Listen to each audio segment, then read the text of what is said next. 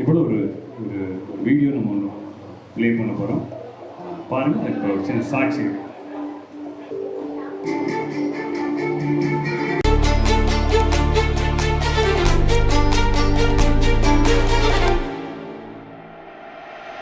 திரும்பி பார்க்கிறேன் வந்த பாதையை, கண்ணீரோடு கர்த்தாவே நன்றி சொல்கிறேன். திரும்பி பார்க்கிறேன் வந்த பாதையை, கண்ணீரோடு கர்த்தாவே நன்றி சொல்கிறேன். நடத்தி நீரன்னை அமர்ந்த தண்ணீர் அண்டையில், தூக்கி நீரன்னை உந்தன் பிள்ளையாக்கி நீ திருப்பி தர ஒன்றுமில்லையே. திரும்பி பார்க்கிறேன் வந்த பாதையை, கண்ணீரோடு கர்த்தாவே நன்றி சொல்கிறேன்.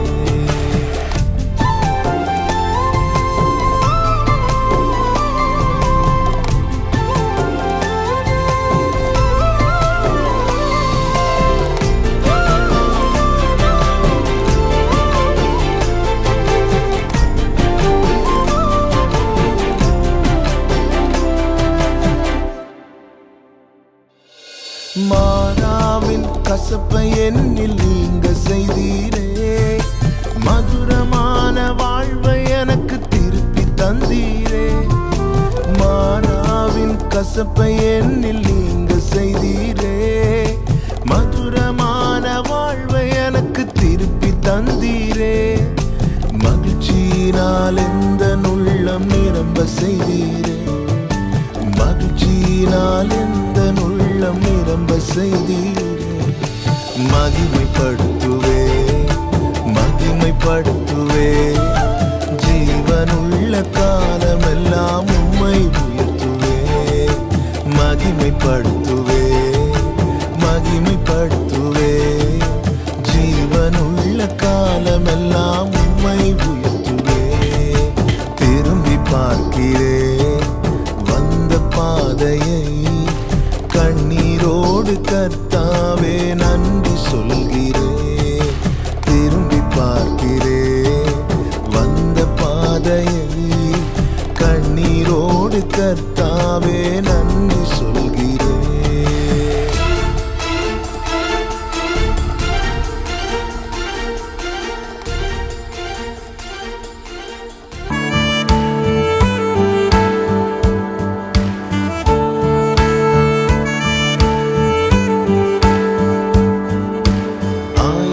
ஆயிரம் நன்மைகள் அனுதினம் என்னை சூழ்ந்திட, கிருபையும் இரக்கமும் அன்பும் கொண்டீரே.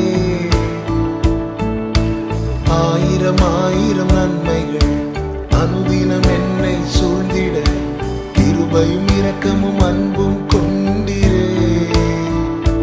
நல்ல எபினேசராய் என்னை நடத்தி வந்தீரே, நன்றி சொல்ல வார்த்தை இல்லை.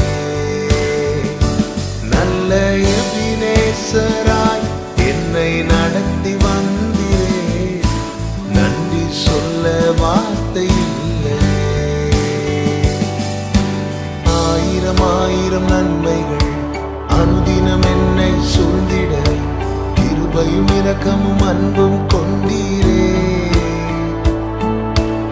ஆயிரம் நன்மைகள் அனுதினம் என்னை சூழ்ந்திட, கிருபையும் இரக்கமும் அன்பும் கொண்டீரே.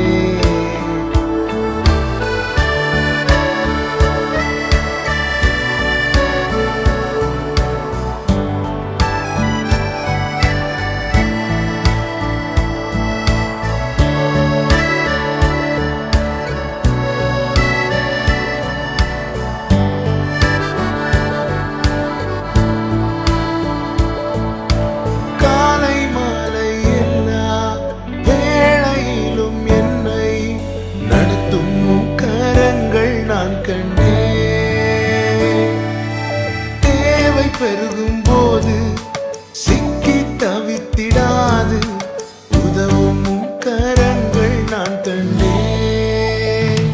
எல்லா நெருக்கத்திலும் என்னை விழா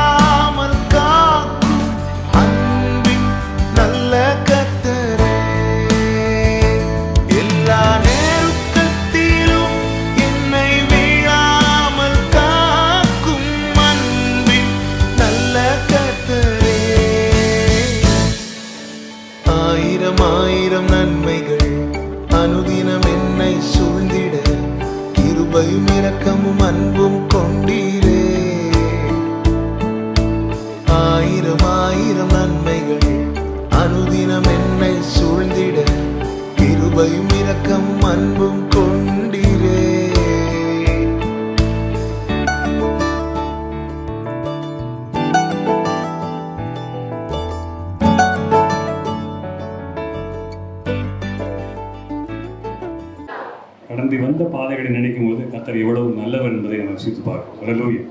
கர்த்தர் அவ்வளவாய் நம்மை நடத்தியிருக்கிறார். தேவன் நம்மை எளிய நிலைமையிலிருந்து, ஒன்றுமில்லாத நிலைமையிலிருந்து மேம்பட்டாய் உயர்த்தியிருக்கிறார். ஒரு சின்ன சாட்சியை நம்மளோட கூட இந்த சபை கடந்து வந்த, இந்த சபையை தேவன் உண்டாக்கின நோக்கம், இந்த சபையை உண்டாக்கின பாதைகளை ஒரு சில நிமிடங்கள் உங்களோடு கூட பகிர்ந்து கொள்ள விரும்புகிறேன். ஆண்டவர் நாமம் மகிமைப்படட்டும். வாலிப நாளில் இயேசுவை கண்டேன், வாஞ்சையுடன் என்னை தேடி வந்தார். வாலிப நாளில் இயேசுவை கண்டேன், வாஞ்சையுடன் என்னை தேடி வந்தார். எதற்குமே உதவா என்னையும் கண்டெடுத்தார். இயேசுவின் நன்மை நான் என் சொல்லுவேன். எதற்குமே உதவா என்னையும் கண்டெடுத்தார். இயேசுவின் நன்மை நான் என் சொல்லுவேன். ஆனந்தமா. நான் ரட்சிக்கப்பட்ட ஒரு ஆண்டவர் அறியாத ஒரு குடும்பத்தில் தான் நான் பிறந்தேன். என்னுடைய தாய் தகப்பன்மார் இங்கு வந்திருக்கிறாங்க. ஆண்டவராக இயேசு கிறிஸ்துவை நான் தெரிந்து கொண்டேன் என்று சொல்ல முடியாது. ஆண்டவர் என்னை தேடி வந்தார். ஆண்டவருடைய நல்ல நாம மகிமை உண்டாகும். ஆண்டவர் என்னுடைய இளம் பிராயத்தில்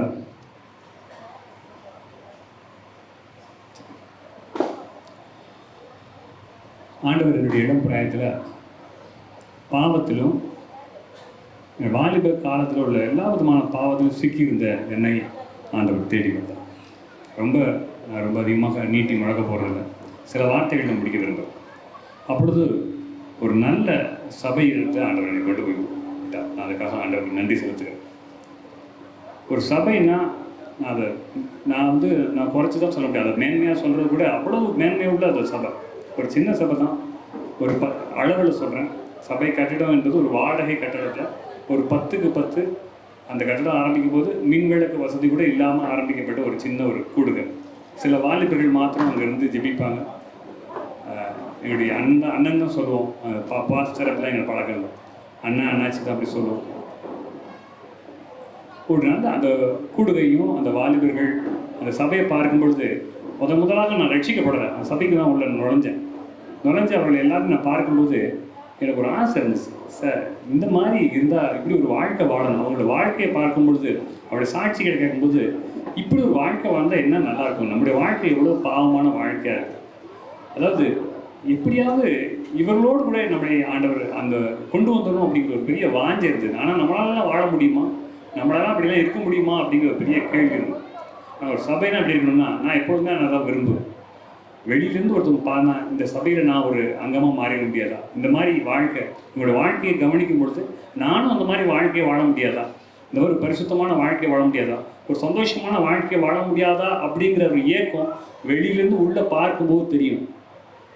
ஆண்டவர் எனக்கு அப்படிப்பட்ட ஒரு பெரிய கிருபையை கொடுத்தார். அங்கே உள்ள ஒவ்வொரு நபர்களையும் பார்க்கும்போது எப்படியாவது நான் இயேசுவை ஏற்றுக்கொள்கிறேன். இயேசுவை தெரியாது, ஆனால் அந்த சகோதரர்கள் வாலிபர்கள் அவனுடைய பிள்ளைகளெல்லாம் பார்க்கும் பொழுது எப்படியாயினும் அந்த ஆண்டவரை நோக்கி உள்ள அந்த வாஞ்சை பெருகினது. அந்த நல்லதான் இந்த அருமையான அந்த போதவருடைய அவருடைய 2 அவங்க ஆண்டவர் ராஜ்யத்தில் போயிட்டாங்க. அவர் 2 மகள்கள் இங்கே வந்திருக்கிறாங்க. அவங்க வந்தது குறித்து ரொம்ப சந்தோஷம். அப்படிப்பட்ட நல்ல சபையில் வைத்தினா சில வருடங்கள் உண்மையே ஆண்டவர் பல காரியங்களில் பக்தி வைராக்கியத்தோடு கூட செயல்பட்டேன். அநேக வாலிபர்களை கிறிஸ்துவுக்குள்ள கொண்டு வர ஆண்டவர் உதவி செய்தார். நாட்கள் சென்றது, வருடங்கள் சென்றது. எப்பொழுதுமே பெரிய உச்சிக்கு போகும்போது என்ன ஆகும்னா ஆட்டோமேட்டிக்காக ஒரு பெருமை உண்டாகும். அந்த ஹேண்டில் பண்ணக்கூடிய ஒரு காரியம் அன்றைக்கு என் இடத்துல இல்லை. ஆண்டவர் மேன்மையாக பயன்படுத்தினார். அந்த வாலிப வயது 21 22 வயதுகளில் ஆண்டவர் அப்படி பயன்படுத்தினார். பெருமையினால் என்ன ஆண்டவர் வைத்து பின்மாற்றம் அடைந்தார். ஆனால் வெளியிலாம் தெரியாது, வெளியே நார்மலாக இருந்தேன். ஆனால் உள்ளான வாழ்க்கையில் ஒரு பெரிய பின்மாற்றம். ஆண்டவரை விட்டு சில வருடங்கள், ஆனால் வெளியிலேருந்து பார்க்குறவங்க எல்லாருமே நார்மலாக தான் நினைப்பாங்க. ஆனால் உள்ளுக்குள்ளே எனக்கு தான் தெரியும், எனக்கு ஆண்டவரை விட்டு ரொம்ப ரொம்ப ரொம்ப தூரமாக நான் போயிட்டேன். நான் ஆண்டவர் கைவிடலை. அந்த நேரத்தில் கூட ஆண்டவர் எவ்வளவோ அன்புள்ளவருங்கிறது அந்த நாட்கள் எப்படியோ நான் ஆண்டவரை விட்டு எவ்வளோ தூரம் போக போக போக ஆண்டவரை விட்டு சம்மந்தமே இல்லாத நிலைமைக்கு வந்துட்டேன். அப்போ ஆண்டவர் ஒரு செக் வச்சார். எனக்கு எனக்கு ஒரு அந்த என்னோட 27வது வயதில் சரி ஏதாவது படிக்கணும். நான் பிஎஸ்சி இடைநிலை படிச்சிருந்தேன். நான் மேற்கொண்டு ஏதாவது படிக்கணும் அப்படின்னு நினச்சிட்டு இருந்தேன். ஆண்டவர் எப்படி கொண்டு வருகிறாருன்றதுக்கு சொல்கிறேன். கர்த்தர் தம்முடைய சபையை எப்படி கொண்டு வருகிறாருங்கிறது தான் இந்த காரியங்களை சொல்கிறேன். அப்போது ஒரு மேலாண்மை படிக்கணும், மேனேஜ்மெண்ட் படிக்கணும் அப்படின்னு சொல்லிட்டு ஒரு எம்பிஏ படிக்கிறதுக்காக அப்ளை பண்ணி அதை படிக்க ஆரம்பித்தேன். அந்த அந்த படிப்பை அந்த பட்டய படிப்பை முடிக்க அந்த உதவி செய்வார். எனக்கு ரொம்ப வாஞ்சேன். சரி ஒரு டிகிரி படித்தாச்சு, இன்னும் வேறு ஏதாவது படிக்கணுங்கிற ஒரு ஆசை இருந்துச்சு. சரி என்ன படிக்கலாம் அப்படிங்கும்போது அப்போ நான் மறுபடியும் சபைக்குள்ளே என்ட்ராகிருந்த சமயம். சரி நம்ம பைபிள் பற்றி நமக்கு நிறைய தெரியாது, பைபிள் பற்றி நம்ம தெரிஞ்சுக்குவோம், பைபிள் நாலேஜை வளர்த்துக்கணும். என்னுடைய நான் என்ன மேனேஜ்மெண்ட் படித்தாச்சு, இப்போ அடுத்து என்ன படிக்கணும், பைபிளை பற்றி தெரிஞ்சுக்கிறதுக்கு பைபிள் நாலேஜ் நமக்கு தேவை. பைபிள் அதுக்கு என்ன தெரியுமோ பைபிள் காலேஜுக்கு போகணும். பைபிளை பற்றி படிக்கணும்னு எங்கே போகணும், பைபிள் காலேஜுக்கு போகணும் அப்படின்னு சொல்லி முயற்சி பண்ணி அந்த ஒரு நோக்கத்தோடு கூட ஒரு பைபிள் காலேஜில் ஒரு மாலை நேர படிப்பு அது அங்கே போய் சேர்ந்தேன். எனக்கு தெரியாது அது ஊழியர்களுக்கான பயிற்சி களம் என்பது எனக்கு தெரியாது. நான் போனது பைபிளை நாலேஜ் வளர்த்துக்கணும்னு போகிறேன். முதல் நாள் எல்லோரும் உள்ளே போகணுன்னு கேட்டாங்க, யாரெல்லாம் அழைப்பு இருக்குது சபையை நிறுவ போகிறான்னு கேட்டாங்க. என்னடா பெரிய கொம்பா போச்சு, நம்ம சும்மா பைபிள் நாலேஜுக்காக வந்தோம். இந்த மாதிரி கேள்விக்காக எனக்கு படிக்கணும்னு ஆசை. கேட்பாங்க உங்களுக்கு ஆண்டவர் அழைப்பு இருக்குதான்னு கேட்பாங்க. எல்லோரும் அழைப்பு இருக்கும்பாங்க. என்கிட்ட கேட்டால் இல்லை நான் ஜெபம் பண்ணுறேன்னு சொல்லுவேன். ஏன்னா அது தான் சொல்ல முடியும். நமக்கு தான் அழைப்பு இல்லை, விருப்பமும் கிடையாது. நம்ம எதுக்காக வந்தோம், பைபிளை பற்றி தெரிஞ்சுக்கிறதுக்காக வந்தோம். அப்புறம் சில மாதங்கள் ஆச்சு. நீங்கள் ஏதாவது ஒரு கிராமத்துக்கு போங்க, ஏதாவது ஒரு இடத்துக்கு போங்க, இடத்துக்கு போய் எங்கள் ஊழியம் செய்து அந்த ரிப்போர்ட் எங்களுக்கு கொண்டு வாங்க. சரி எங்கேயாவது போகணுமே அப்படின்னு சொல்லிட்டு நான் இருந்த சபை போதர்கிட்ட கேட்கும்போது அவங்க எங்கே போகிறீங்கன்னு எங்கே சொன்னாலும் நான் போகிறேன், எனக்கு கொடுக்க வேண்டியது ஒரு ரிப்போர்ட் கொடுக்கணும், அதுக்கு ஏதாவது ஒரு இடம் கொடுங்க, அங்கே போய் நான் ஊழியம் செஞ்சு நான் காலேஜுக்கு ரிப்போர்ட் கொடுக்குறதுக்காக எனக்கு ஒரு இடம் கொடுங்கன்னு கேட்டேன். அவர்கள் இங்கே அனுப்புனாங்க. அப்போது முதல் 2010 ஒரு ஜெபம் நடத்தினேன். ஒரு சின்ன வீட்டில் ஒரு ஓப்பன் ஏரில் கூடனா ஒரு 15-20 பேர் வந்திருந்தாங்க. அதில் சிலர் இங்கே வந்திருக்கிறீங்க. சரி அடுத்த வாரம் ரொம்ப சந்தோஷமாச்சு. முதல் நாள் போகும்போது 15 பேர் வந்துட்டாங்களே, சரி இனிமேல் நம்ம நல்ல ரிப்போர்ட் எடுத்துடலாம், நல்ல ரிப்போர்ட் கொடுக்க முடியும் அப்படின்னு நினச்சிட்டு அடுத்த வாரம் நானும் என் மனைவியும் வந்தோம். அடுத்த வாரம் ஒருத்தர் கூட வரல. கூப்பிட்டு பார்த்தா அங்கே போகிறேன் இங்கே போகிறேன்றாங்க. நமக்கு அது எப்படி ஹேண்டில் பண்ணணும்னு தெரியல, என்னென்னு தெரியல, நமக்கு ஒன்றுமே தெரியல. ஆனால் சில பிள்ளைகள் சின்ன பிள்ளைகள்லாம் ரொம்ப அன்போடு கூட வந்தாங்க. சரி பெரியவங்க வரலன்னு சின்ன பிள்ளைங்களுக்கு ஏதாவது நடத்துவோமே அப்படின்னு பார்த்தா, நானே சண்டே ஸ்கூல் போகல, எனக்கு எந்த பாட்டுமே தெரியாது, நான் என்ன செய்யணும்னு தெரியாது. அப்போது என் மனைவி ஒரு சில பாடல்கள் சொல்லி கொடுத்தாங்க. எனக்கு சண்டே கிளாஸில் என்னென்னு ஆனவனா கூட தெரியாது. நான் எப்படி நடத்தணும், ஏதாவது பாட்டு ஒரு பாட்டு தெரியுமா, ஒரு பாட்டு கூட தெரியாது. ஆனால் வேறு வழி இல்லை, நம்ம ஏதாவது நடத்தி தான் ஆகணும். அந்த சூழ்நிலையில் அடுத்த வாரத்தில் போனேன் சபையில்.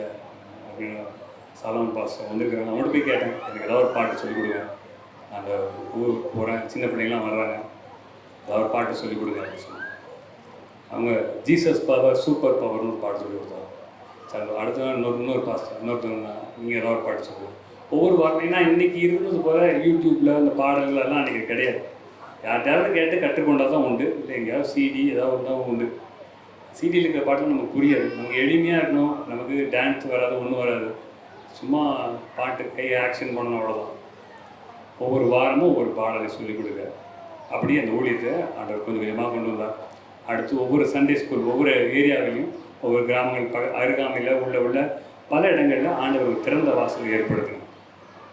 எங்கேயாவது போவோம், ஆண்டவர் இதுல பேசுவார், அந்த ஊருக்கு போங்கன்னு சொல்லுவாங்க. அந்த ஊருக்கு ஒரு நாள் அப்படி தான் இருந்தோம். ஒரு ஃபாஸ்டிங் பேர் முடிச்சுட்டு உட்காந்துருக்கும்போது ஆண்டவர் சொன்னார், திருக்கணம் அருகாமையில் உள்ள அண்ணா நகர் அந்த இடத்துக்கு போக சொன்னார். அந்த இதுல ஒரு ஏறுதல் உண்டாச்சு. நேராக அங்கே போனேன். எங்கே போய் சண்டே ஸ்கூல் நடத்தலாம் அப்படின்னு பார்த்தேன். தெருக்கல்ல எங்கெல்லாம் போய் கேட்டேன், உங்கள் வீட்டுக்கிட்ட நடத்தலாமா, உங்கள் வீட்டுக்கிட்ட நடத்தலாமான்னு கேட்டேன். யாரும் சரியான பதில் சொல்லலை. ஒருத்தர் சொன்னாங்க, இந்த மாதிரி அங்கே ஒரு சர்ச்சு உள்ளுக்குள்ளே இருக்குது, அந்த பாஸ்டர் வேணா போய் பாருங்கன்னாங்க. ஐயோ வேணாங்க, சர்ச்சே வேணாம், பாஸ்டர் பார்த்தா அவங்க நம்ம வந்து அவங்களுடைய பகுதி நம்ம பிடிச்சிக்கிறதா நினைப்பாங்க, அங்கே வேண்டாம், எங்கே ரோட்டில் கூட நடத்திடலான்னு இருக்கேன். ஆனால் ஆண்டோட கிருபையினால் அந்த பாஸ்டர் அவங்க இடத்துலையே நடத்த ஆண்டவர் உதவி செய்தார். அவங்க இன்றைக்கு வந்திருக்கிறாங்க. அவங்களை குறித்து ரொம்ப சந்தோஷம். 3 வருடங்களாக அந்த சபையில் சுமார் ஒவ்வொரு வாரமும் 100 பிள்ளைகளை சந்திக்க கத்த கிருபை செய்வார். இப்படி படிப்படியாக ஆண்டவர் ஒவ்வொரு ஏரியா பகுதிகளில் ஆண்டவர் சண்டே ஸ்கூல்களை கொண்டு அது மட்டும்தான் நடந்தது.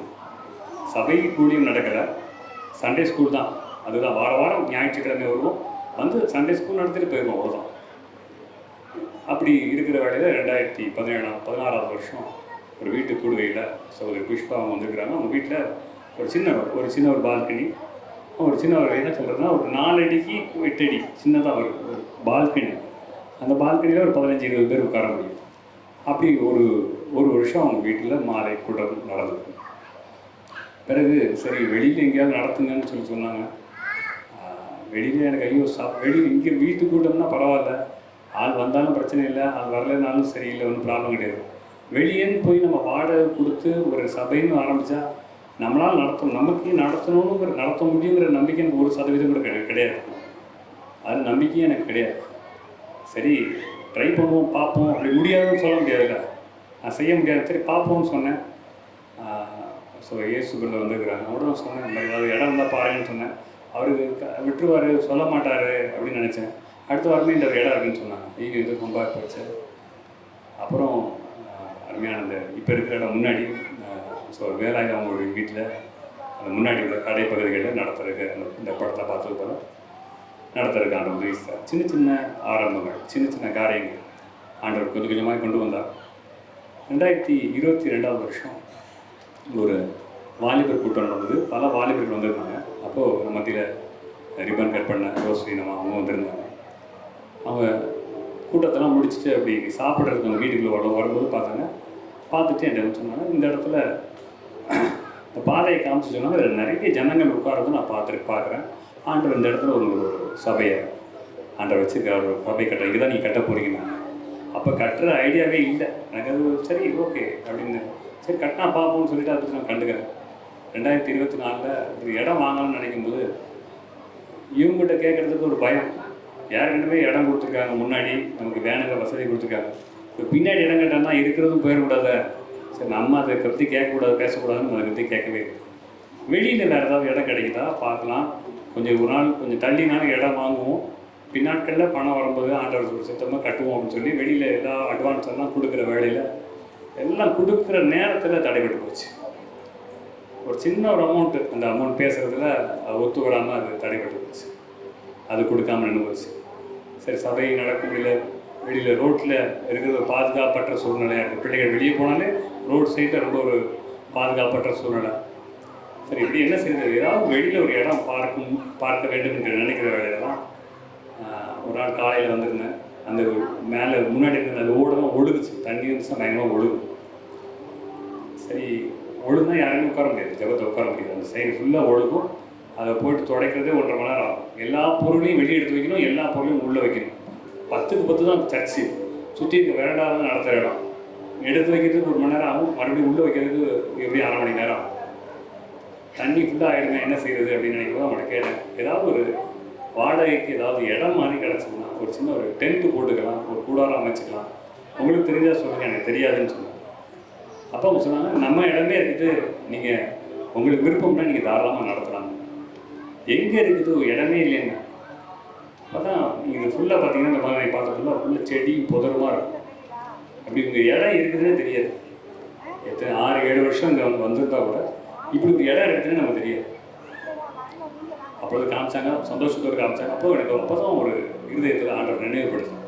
3 வருடங்களுக்கு முன்னாடி அவங்க சொன்னாங்க, நம்ம அதை பற்றி நினைக்கவும் இல்லை, அதை பற்றி எதிர்பார்க்கவும் இல்லை.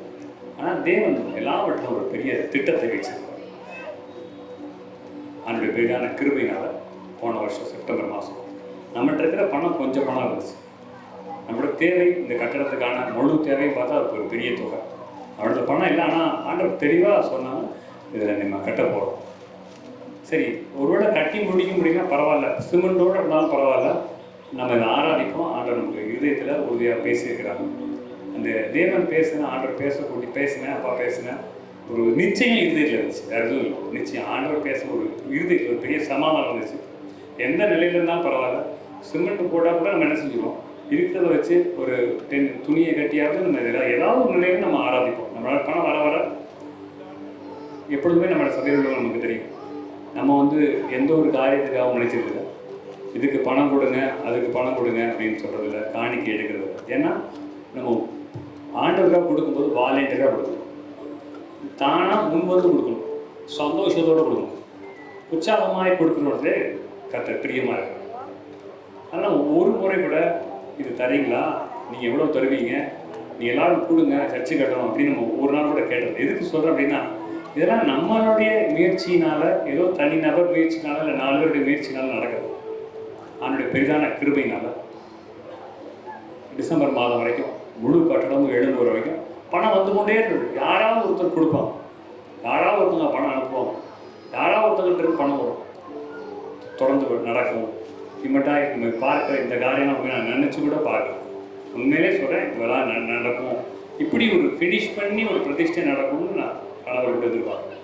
நான் தேவனுடைய பெரிதான திட்டம், அவனுடைய பெரிதான கிருபையினால் இதில் நடந்துச்சு.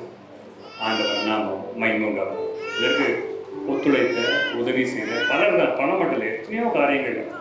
எனக்கு இந்த ஊரில் யாருமே தெரியாது, எனக்கு இந்த ஊரில் யாரும் அறிவும் கிடையாது.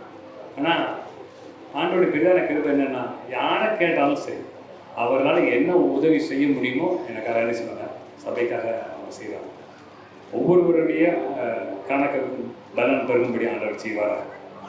வேலை செய்த ஒவ்வொருவருக்காக, அந்த கட்டட வேலை செய்த ஒவ்வொருவருக்காகவும் நான் ஆண்டவர் நன்றி செலுத்துகிறேன். பல வேலைகளில் ஆரம்பங்களில் சில தடுமாற்றங்கள்லாம், பல வேலைகளில் பார்த்தீங்கன்னா வேலை செஞ்சவங்களுக்கு ரொம்ப சந்தோஷமாக இருக்கும். அவங்க உண்மையாக அருமையாக நேர்த்தியாக செஞ்சாங்க. தங்களோட சொந்த வீட்டு கட்டுவது போல் எல்லாரும் உதவி செய்து அப்படி கட்டுறாங்க. ஆண்டவர் நாம மகிமையுண்டாகும். இந்த காரியத்தை பொழுது பார்க்கும்படி எல்லாருடைய பேரை நான் சொல்லணும்னு விரும்பலை. என்ன சொல்லணும், எல்லா பேரையும் தான் சொல்லணும். ஆனால் எல்லாருடைய கரைகளும் இதுக்கு பின்னாடி இருக்குது. தேவன் எல்லாரையுமே பயன்படுத்தலாம். ஒவ்வொரு ரீதியில் ஆண்டவர் ஒவ்வொருத்தரையும் பயன்படுத்தினா கர்த்தர் நாம மகிமை உண்டாவார். ஸ்தோத்திரம். சரி, இப்பொழுதும் கூட நம்ம நேராக அடுத்த செஷனுக்கு நம்ம போவோம்.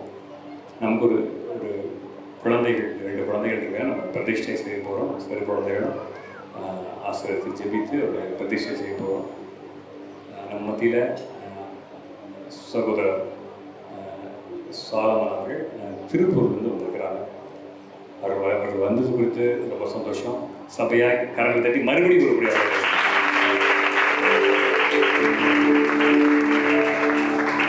காலையில் ஊழியம் செய்கிறதுக்கான வார்த்தைகளை உண்மையிலே எல்லாருக்கும் பிரயோஜனமாக இருக்கும். குறிப்பாக எனக்கு ஒரு பெரிய ஒரு ஐ ஓப்பனிங் மாதிரி ஆண்டவர் அநேக காரியங்களை மறுபடியும் உறுதிப்படுத்தும்படி அந்த தெய்வீக வார்த்தைகளுக்காக ஆண்டவர் நன்றி செலுத்துறாரு. அவங்கள பற்றி சொல்லுவாங்க. அவங்க திருப்பூரில் அவங்களுக்கு ஒரு நல்ல சபை இருக்கிறது. திருப்பூரில் மட்டுமல்ல, கோயம்புத்தூரில், கன்னியாகுமரியில், உடுமலைப்பேட்டை அப்படின்னு 4 இடங்களிலும் அவங்களுக்கு சபை இருக்கிறது. யூடியூப்பில் அவங்க தொடர்ச்சியான அவருடைய அநேக செய்திகள் அநேகருக்கு, லட்சக்கணக்கான மக்களுக்கு அது ஆசீர்வாதமாக இதுவரைக்கும் இருந்ததற்காக ஸ்தோத்திரம். அவர்களை இந்த சபை பிரதிஷ்டைக்கு வரும்படி எனக்கு முன்பின் அவர்களுக்கு அறிமுகம் இல்லை. வருவாங்களா இல்லையான்னு கூட எனக்கு தெரியாது. சரி, கர்த்தருக்கு சித்தமான முயற்சி. ஏன்னா இருதயத்தில் எனக்கு ஒரு சமாதானம் இருந்துச்சு, அவங்கள தான் கூப்பிடணும் அப்படிங்கிற சமாதானம் இருந்துச்சு. சரி, கர்த்தருக்கு சித்தமான அவங்க வருவாங்க அப்படிங்கிற நம்பிக்கையோடு கூட அவர்களுக்கு ஒரு இமெயில் அனுப்பினேன். மறுபடியும் அவர்கிட்ட பேசும்போது அவங்க டேட்ஸ் எல்லாம் சொல்லி வருகிறேன் என்று சொன்னார்கள்.